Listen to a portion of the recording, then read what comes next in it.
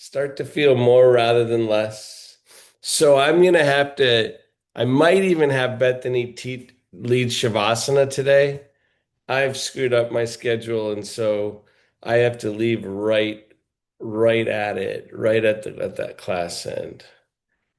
So start to ground and land.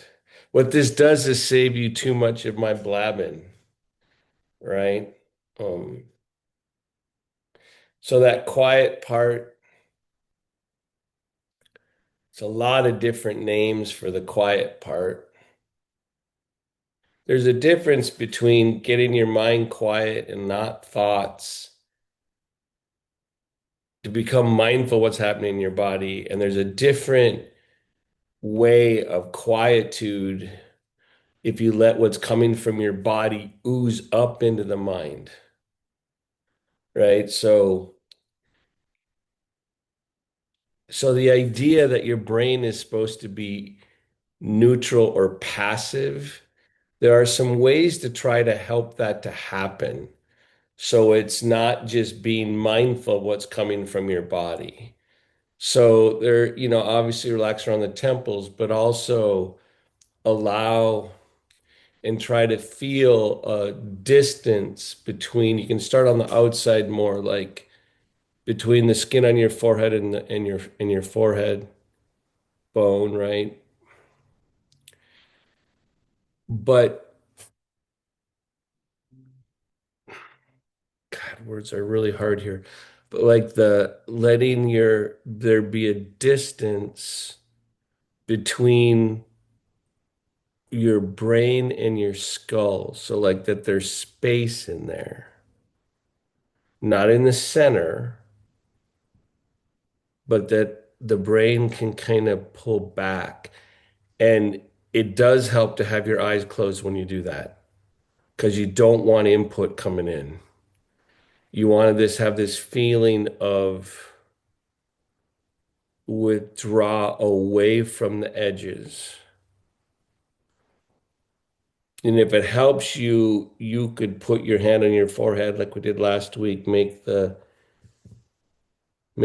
your frontal cortex an object so it can be a subject, but in a way that can be distracting for me when I'm really trying to do this.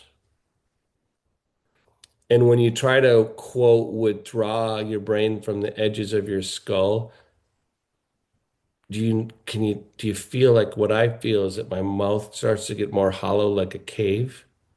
Whole bunch of things that you've heard as instructions before start to happen.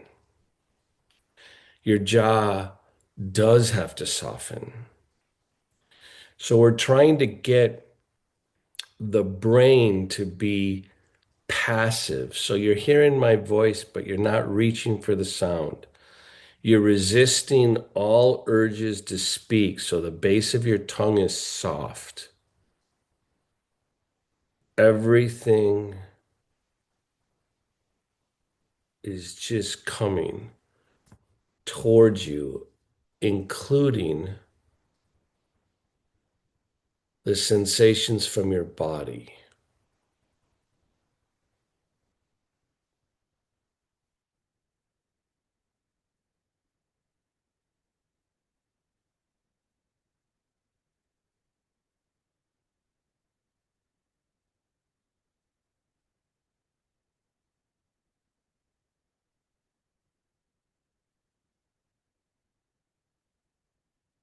Just let them come.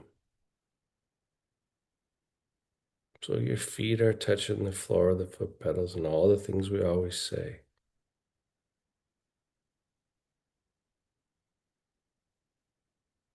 But there's a rise. Underneath that, there's a hum.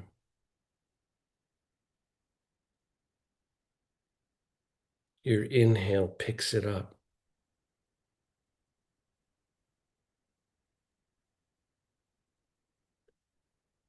You're adding your breath, not big, deep breaths.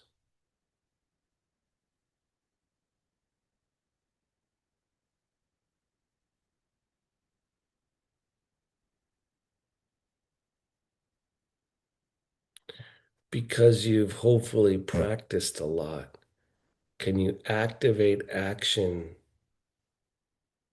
without overtly initiating it from your mind? So the down and the up starts to unfold,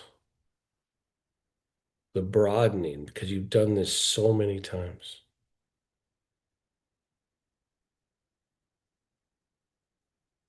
You have to empty again to open to what's behind you.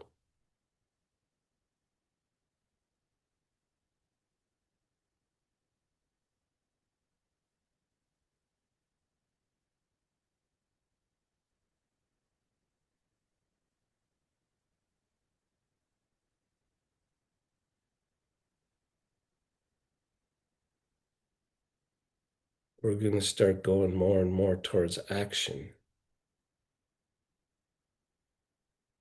from repetition. Lift your sternum even more. There's a silk curtain that drops from the base of your neck down to your tailbone.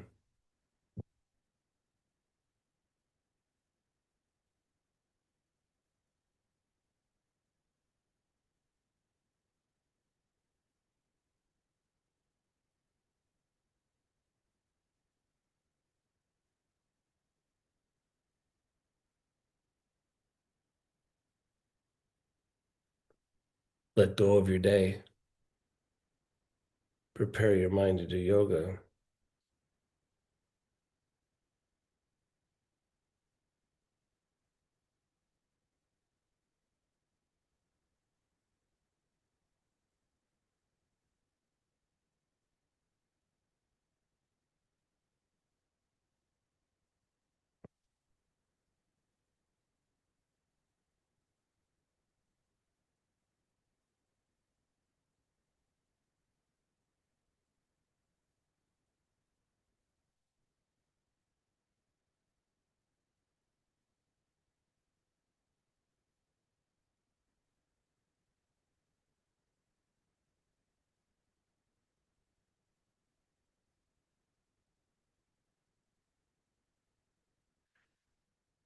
Good. And then release. Take your sternum up towards your chin and your chin down over your sternum. And this is an act of activation and connection. Something's becoming more alert, more sturdy, more planted. The rise up the chest, the sternum through the collarbones keeps rising even as the chin descends. So they're separated. They're different actions creating a certain kind of spark. Spark's not quite the right word, but it's different energies meeting.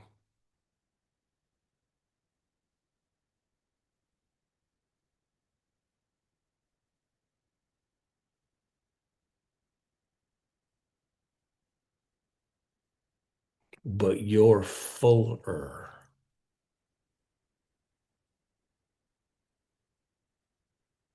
because of the sternum and the humility.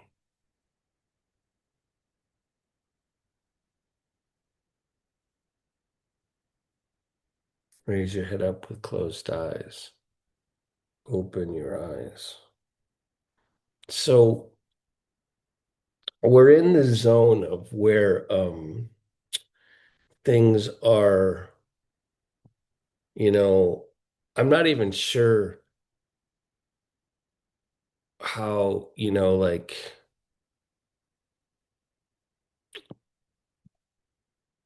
there's so many descriptions that are possible. But when you, so when you let your brain recede, whatever what, I don't know exactly where my brain is. I certainly don't know where my brain is like I know where my index finger is, right? It's not the same type when I say with your brain, you're in a zone where you're kind of reaching into the ambiguous, right? But for whatever that would mean, right? Letting it recede from the edges.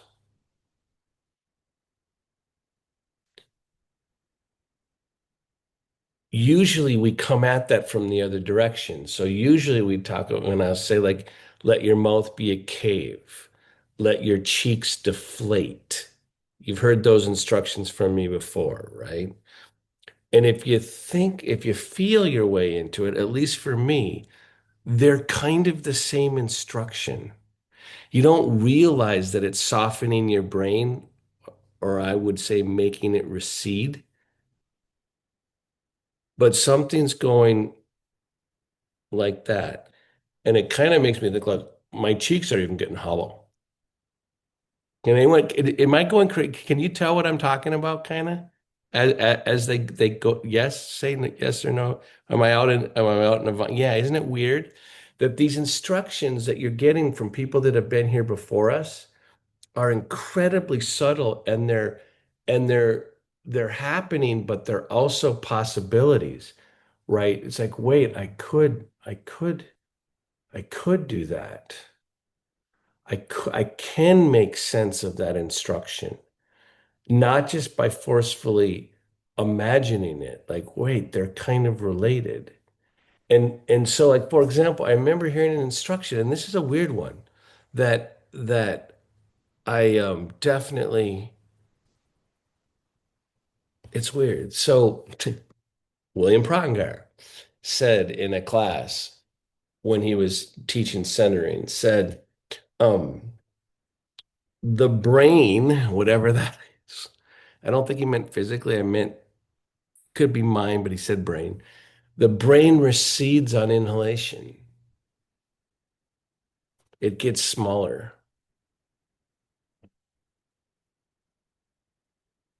and it comes back out on exhalation.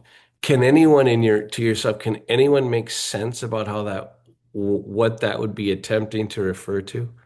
I'm not saying you necessarily have to describe it. Isn't that, I feel like I'm on drugs when I say yes to stuff like that. It's like, what the fuck?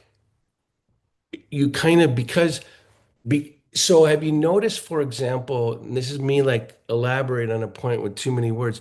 Have you noticed that it's really hard to think hard and be very aware of your breath?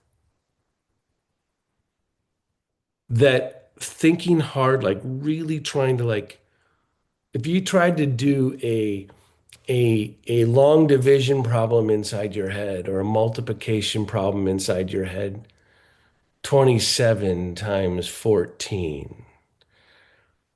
You start trying to do that, you're not going to be breathing deeply. You're going to go to a place where breath isn't as active.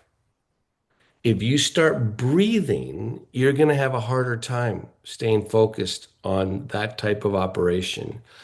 So breathing, especially being aware of inhalation, is such like a reaching towards the sun thing, kind of opening up in like a life positive way.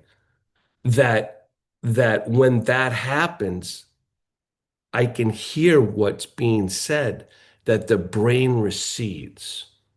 Now, if you measured it on a chronometer or whatever, some machine, I have no idea. But it's whether you can hear what's trying to be communicated by the teacher. And can you kind of, when you exhale, can't you kind of feel it spreading out? And even if you can't, make it so. Take an inhalation and see that as pulling energy away from the edges.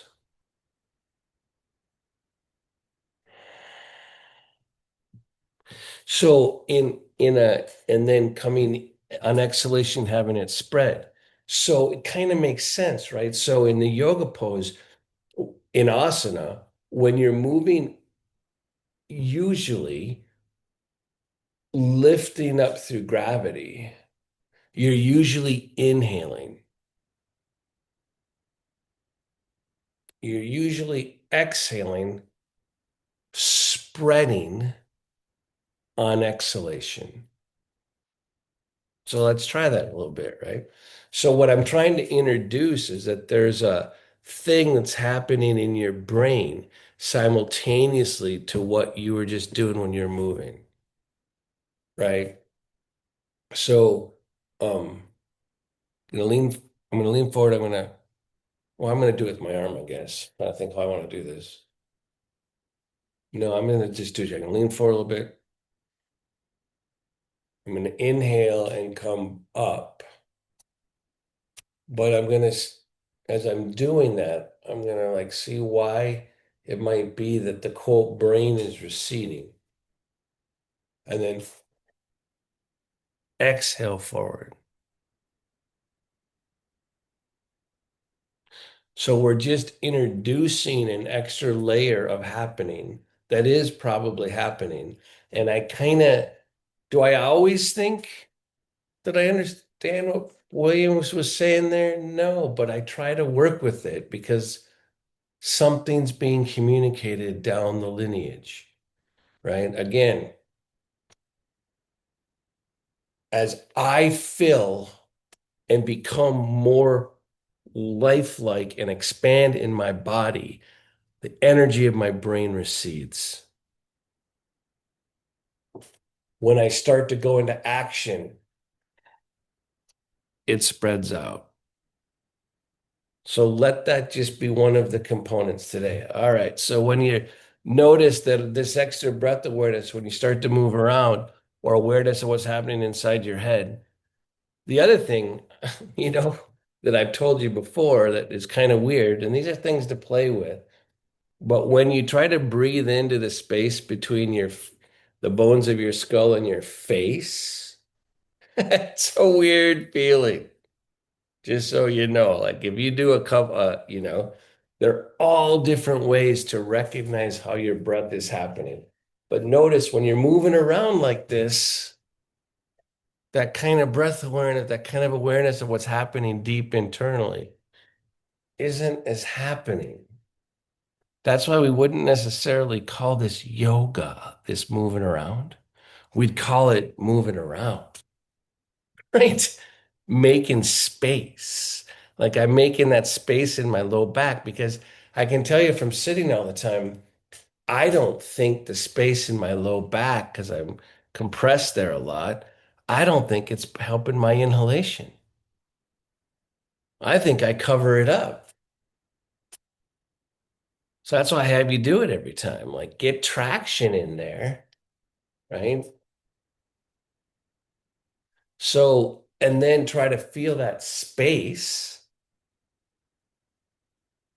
and include it in your inhalation as your brain is receding. It's already happening. You don't have to make that happen. Good. And then release. Stop focusing like that. So I like to do things wrong.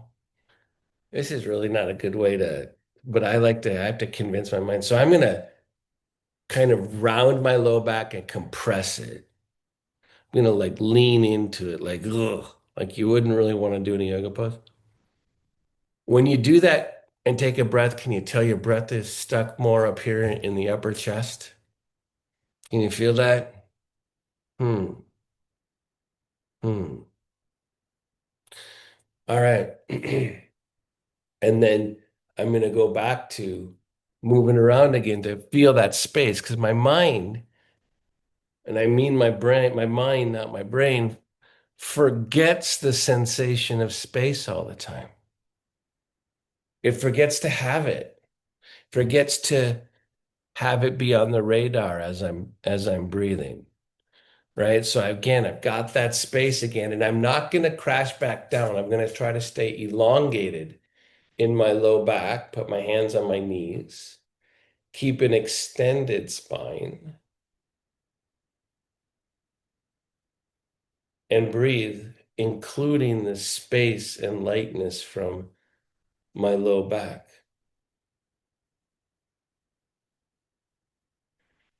Good. And then release again. So I'm trying to like break apart something you do all the time, and there's way more layers to it than you thought, right? Okay, so I'm gonna move around again. Get that space in my back because I wanna get that into my inhalation, right? And then I'm gonna lift up a little bit, put myself down, but not heavily.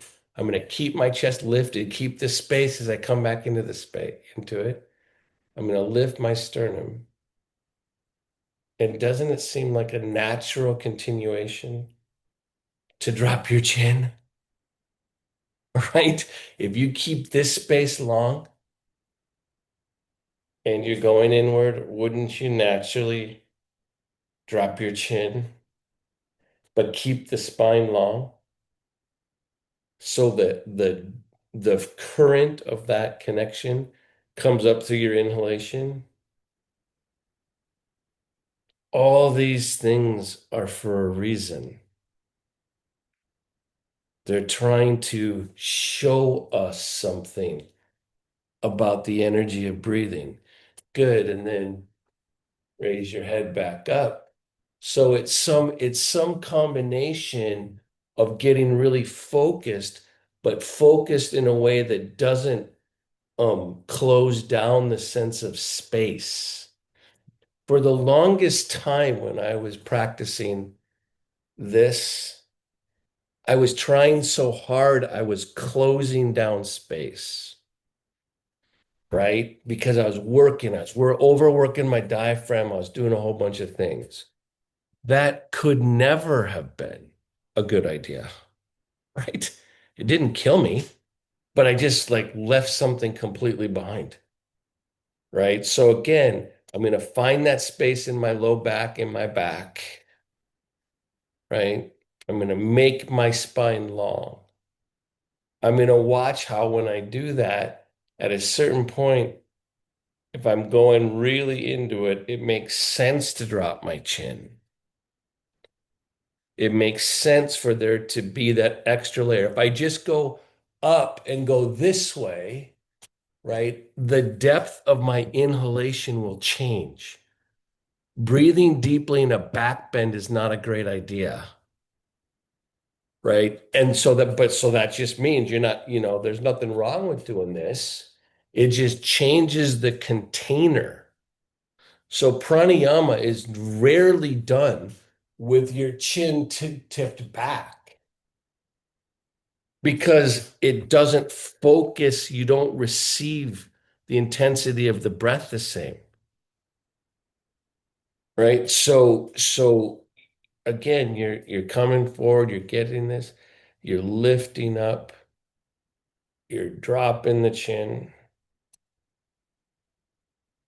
and you're realizing that this is the receiving position that 1,000 years of yogis are telling you is the position to receive and maximize the quality of your breath.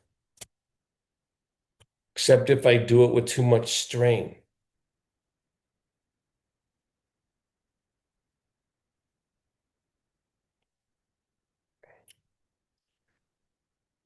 Good. And then raise your head up.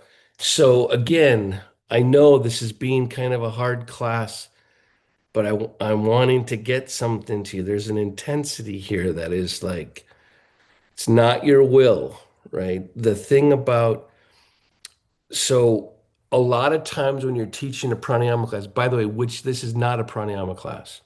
I'm trying to tell you the sequence. I'm trying to show you a sequence of something that you might have taken for granted that actually is a sequence of happening to maximize, if your brain is passive, to maximize your awareness of what's happening, right? Oh, these yogis before us, they had some shit going on, right? They really had some shit going on, right? Trying to pass stuff down, right? So this focus here of this, now I'm gonna freaking add a layer. Damn it, right? As if it's not enough. And I want the space in my low back. I want the lightness, I want the movement, I want all of it, and I still want the intensity, right? So I'm gonna keep all that, keep my spine elongated, lift my sternum, see the natural drop of my chin. It's focusing me. Now, the thing that I'm still just a beginner with, as you drop your chin, the top of your palate continues up towards your brain. F that, man. Except when you start doing it, it totally makes sense. The top of your palate follows your spine as your passive brain descends. That distinction between the palate going up and it dropping, does anyone feel more of their body when you do that? On the subtle level, what the hell? These yogis weren't messing around. They followed it all the way through.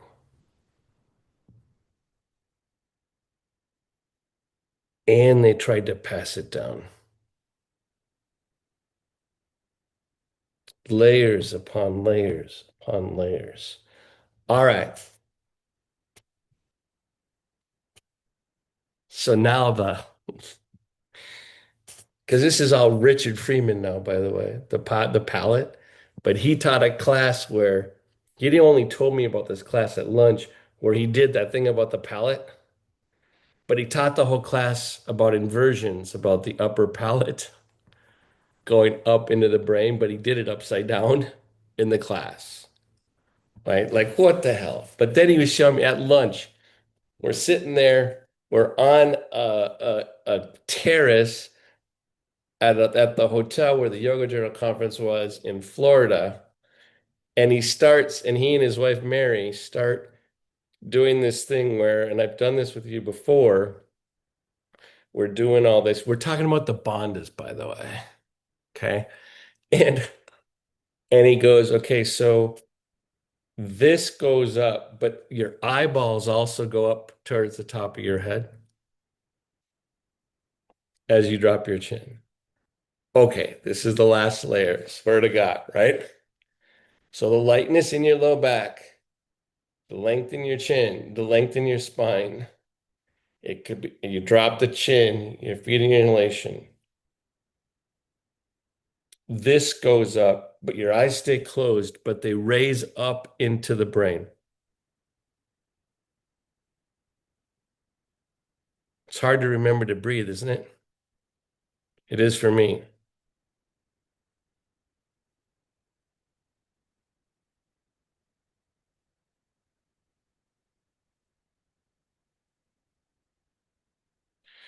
Good, and then release. I tell you what, I don't like the eyes going up in the brain as much. It makes me vibrate too much, right? I think I need to practice probably. It makes me wobble on the inside a little bit. It seems counterintuitive. All right. All this happens while the brain stays neutral. Gravy train. Take your legs wide. And you just thought we were going to move around. So all that attention we just did through the core channel, keep it as you're moving. Keep it as you're moving. How do you do that? How do you keep the sequence with you as you're moving? So, there's a lot of if you were hierarchical and if you were a little bit snooty, right? I think that most people that know more than me would say meditation is more important or a deeper limb than asana. Because asana And I'm pushing off and I'm doing all the things I always do, right? Trying to make space in the hips, all the stuff we always do. I hope we've done this enough where you know. But the point being is that the asana, all the extra movement, allows you to jump off the bus of the core happening. It's very distracting, right? Because you hear all these other sensations that you want, right? That you don't want to have to sit in the core part of the fountain, right? Which is your spine. So we're just kind of opening up the space. But can you continue hearing the other level as you're moving, right? So one of the things that I think about activating the core channel, so call that, let's use that description as activation of the core channel. Let's say that's a description of what the bandhas are. There are ways to activate the core channel. So again, I'm bringing my legs back together and I'm lifting around. So one of the things that I think is unfortunate, and of course I'm biased, right? Because I'm paralyzed. When I hear people talk about the bandhas, they try to make bandhas like asanas. They make them actions, right? And so one of the things is, I take it, I'm lifting around again. One of the things that I take um, as important is when Richard and Mary said to me at that lunch, they said, we've talked about it, about you and the Bondas, and we think that you have an advantage in doing Bondas because you can't do them. Because you don't get caught up in making them like asana, right? You don't get caught up in the doing and get distracted the way asana gets your mind thinking it's in charge too much. All right, so bring your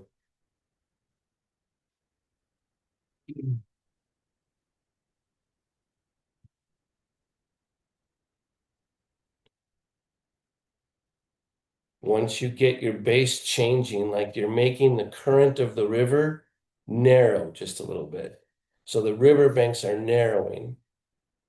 You're catching it, right? You're following it up. You're trying to let the brain recede. You're lifting the sternum, you're dropping the chin.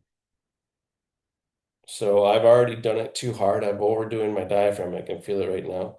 So my inhalation is going to be strained. So I'm going to repose. I can tell I went up. You know how you step on the wrong foot? If you're going to take a layup in basketball and you step on the wrong foot and you're off, your sequence is off. My sequence was off. So I'm going to start over, right?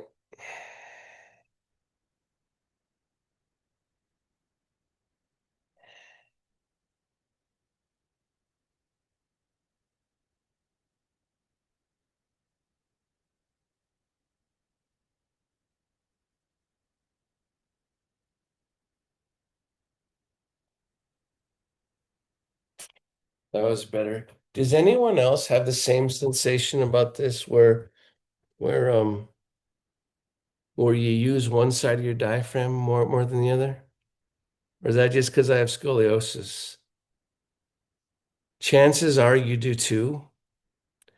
You probably use one side of your diaphragm more than the other, right? So to offset that right now, I'm gonna put my hands on each side. And I can already tell for me it's this side and it's tense right here, right? And I think that's because I'm done like that. That's part of it, but I think it's just more. So I want to make sure. See, even when I do this well, when I bring this in and make it follow towards my midline, something good happens. Can you tell when something good happens? like that. You know what I mean? That's a skill in asana to know, oh, something good just happened. I'm going to follow it. Right? It's like, no, I can tell, oh, this is actually a good thing. Right? But as I get this midline and my diaphragm calmer, now I want to lift my sternum separate from my abdomen. So, like, this is getting reference. It shows me that when I think I'm lifting my sternum, I'm overflexing my diaphragm. I got to practice lifting my sternum separate from my abdomen and diaphragm. And then when I get those separated, I'm going to drop my chin. I'm going to let my upper palate go towards my brain.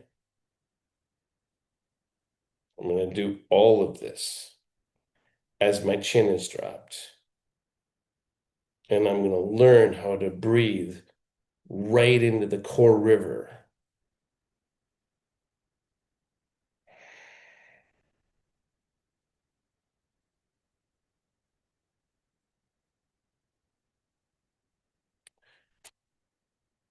Good. And then release. So, one of the things I'm not having you breathe very long there, just so you know, we're intensifying the effect of the breath with all of this. We're like going like this to it and making the current of it increase. So you got to be careful not to take too deep a breaths right here because you can kind of F yourself up. If you think, oh, no, no, I just got to push it and go for it. No, no, right? No, no, no, no, no. So now, with all this extra awareness, come forward. Can you repeat basically a lot of this of what we just did more upright? Lift the sternum, elongate the spine. Let the brain be passive. In this position, I have an easier time having my palate go up towards my brain. Drop my shoulders.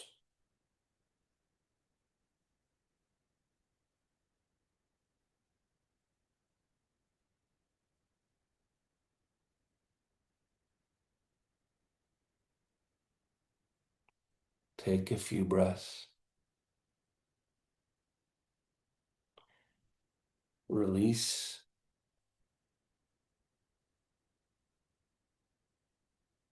Sit back in neutral for a second.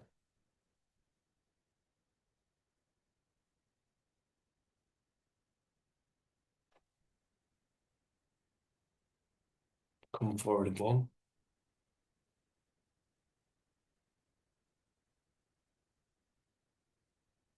So, in a way, the chin already wants to drop, right?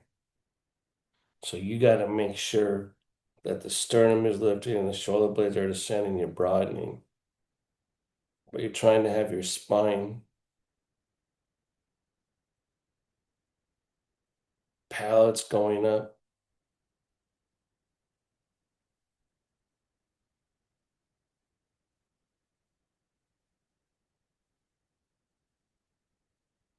I have my hands folded in prayer. It helps.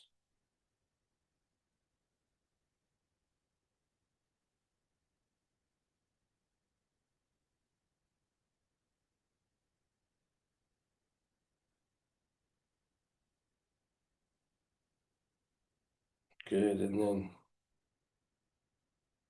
release. And I do an upward facing dog, right? Are these, I kind of hope these are kind of being intense. Are they being intense? A little bit hard to do? Anybody? Or like they make you work? If I wanted to feel really strong, if I was about to go into a situation that I was unsure of, I would do this. just what we did. I would go, okay, game on. I'm on. I'm in. I'm coming. It's a great way to focus, right? But I'm curious. So, Bethany, you're going to have to weigh in here. So, that setup, when I was like this and I was getting it all, I got to imagine that when you're in headstand, you are getting very meditative and inward, Hmm. but you're having to be super focused or else you fall over. Yes. Hmm. In what we were just doing, did you have any hint of that feeling? Oh, yes. So I just think we Clear. did one of the weird setups for headstand Hmm. for Shirsasana, Hmm. right? And so this is why all of a sudden I shift gears on you because I'm trying to get you to get that all these poses are intersecting. And so headstand is a meditative balancing pose. It's supposed to really put your brain in neutral as you're balancing. Hmm, I wonder in what ways. And so if you're upside down, your palate's already going towards your brain. Your eyes are already dropping up towards your brain. All this shit is already happening. So this next time, turn the world upside down here. We're gonna do what we just did, like it's Shirsasana upside down. All right. So remember all this stuff, but I want space, right? I want everything. I want to have everything, right? So I'm wanting to make sure that I keep the space open, right? I start to drop my chin up here. I can feel the direction all happen. I just hit my own nose with my thumbnail. That did not feel good, right? And I'm doing that. Now I'm coming forward here. It changes. I fold my hands like this, and I could get all caught up. I've taught all those classes where I get caught up in the webbing, and that's just, you could do it, but don't get lost in it. So I'm forward, so I'm making sure I'm coming up through, right? I'm grounding. I've got my forearms on my thighs. As I lift my sternum and my top of my palate goes up towards my brain, but I'm active. This would be the struggle of balance when you're upside down. So this is very active, even though I'm near the core of what's happening because my brain is passive, even though I'm doing all this stuff.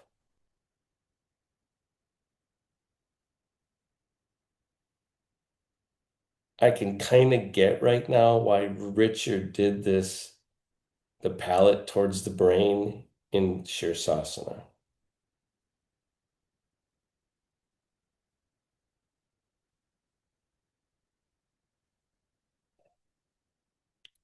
The brain recedes on inhalation and expands on exhalation.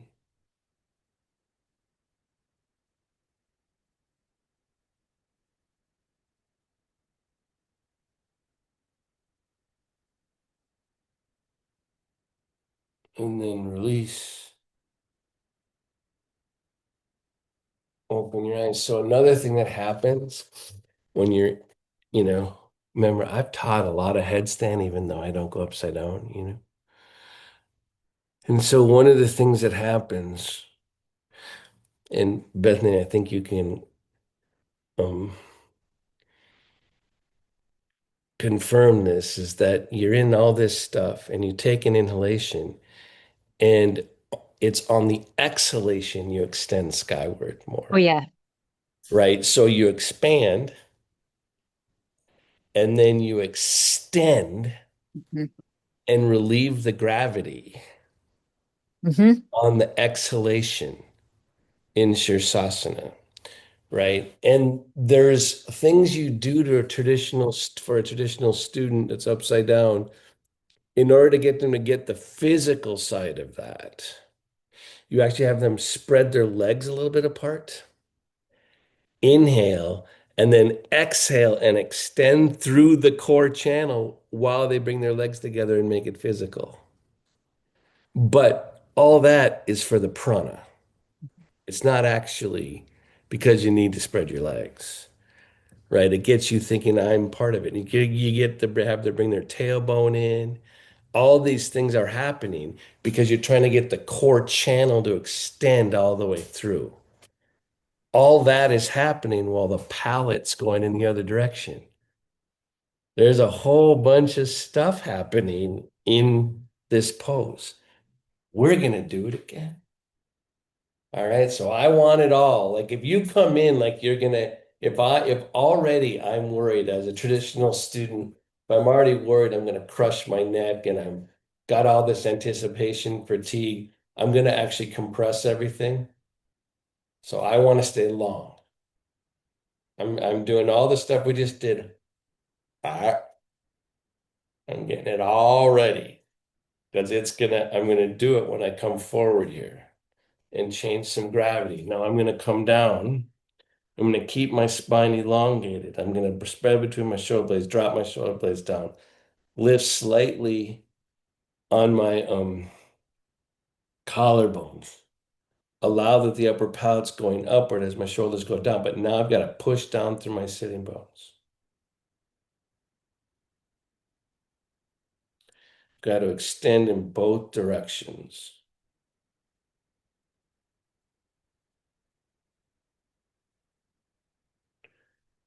I expand on inhalation while my brain recedes.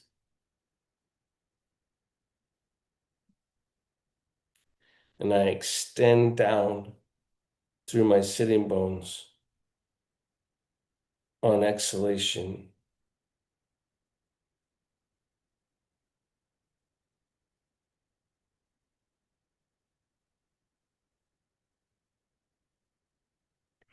I'm extending my neck long as my palate goes up, as my shoulder blades descend.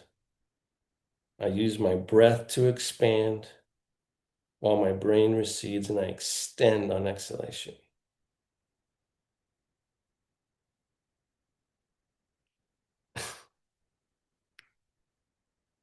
Good. And then come out of it for a second. I'm laughing because when I was trying to describe all that shit and parse it out into words, I found myself squeezing my fingers together harder because my brain was trying to hold on. I think you probably did the same thing. Your brain was trying to go, oh, wait, wait, wait. This is why you have to practice stuff so your brain doesn't have to grab anything to hold on, right? So I want to do it one more time and go, wait, I'm not going to choke off my prana by squeezing my fingers together. I'm going to do it one more time, moving around, right? Going like, okay, this is going to work out, right? I'm going to get more spacious. Gonna get this open a little bit. Now I'm gonna find the core, move my legs a little closer together so I can get the core channel. I'm gonna raise up, I'm gonna drop the chin. I'm gonna change gravity on an exhalation, right? Inhale to get the brain receded, exhale to spread out, come forward. I'm gonna place my hands, I'm gonna drop my shoulder blades, go up through the palate. I'm consciously not trying to choke my own fingers. Trying to let all this happen.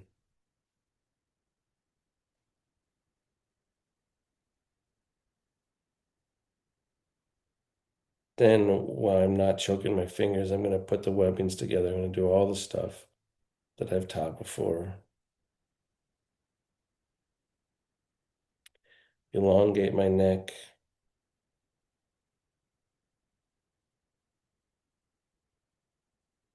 Inhale. expand as the brain disappears.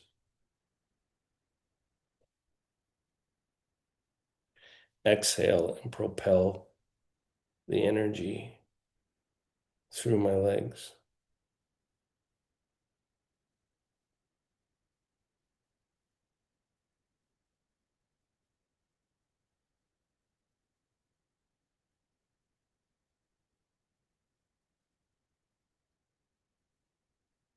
Good. And then release. Oof.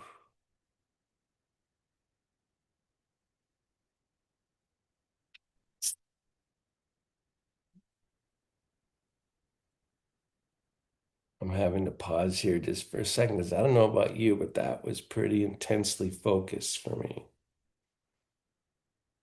So I'm just going to honor that as I sit in the pause. I'm going to remind myself, because I went pretty far inward there, even though I was talking. I'm going to remind myself of the outer world a little bit. I'm going to move around. I'm going to go like, oh, yeah, right? The place I was is not the place I hang out and do the rest of the day from, right? There's a difference between where I was and what I'm doing now because I want Shavasana to be lighter right now, right? I want to get it so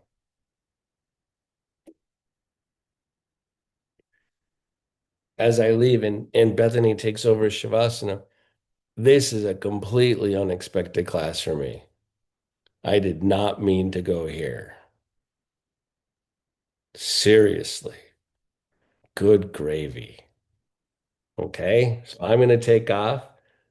Do Shavasana and let the energy spread like water spreading on like a tabletop.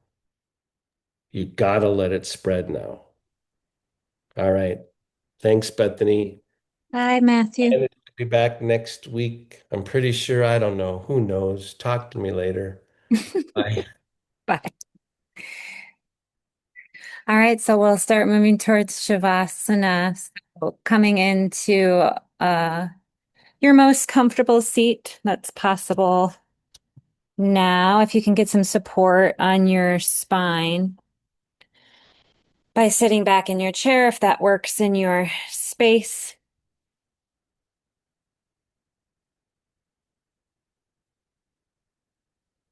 Softening your gaze or closing your eyes.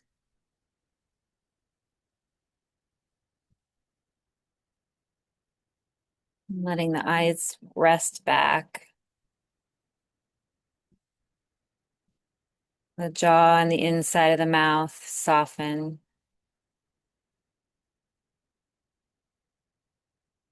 Resting through the shoulders, elbows, and wrists.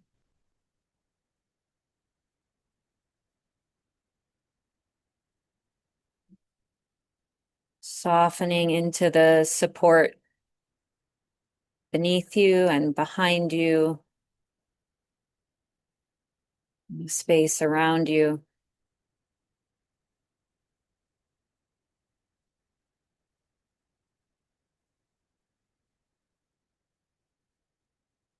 Softening through the hips and the knees, the ankles.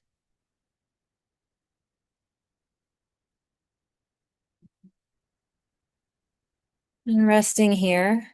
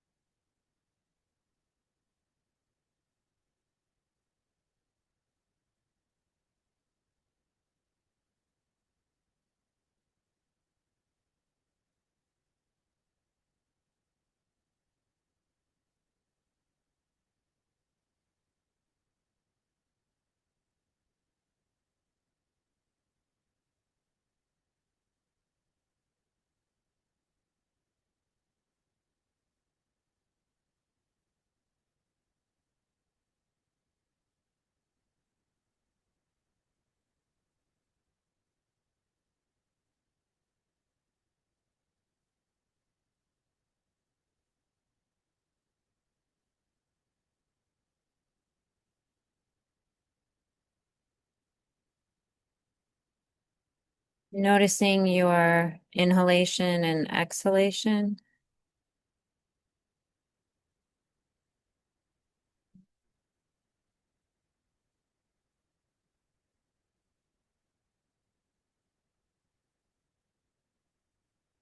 Serves your practice. You can place your hands somewhere on your body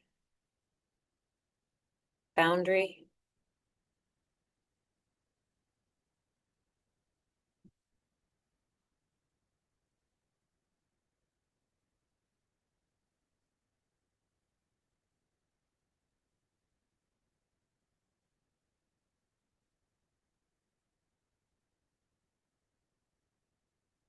From here, we can make our way back to your centered seat, drawing your hands to prayer, Anjali Mudra. Thanks, everyone. Have a wonderful week. Namaste.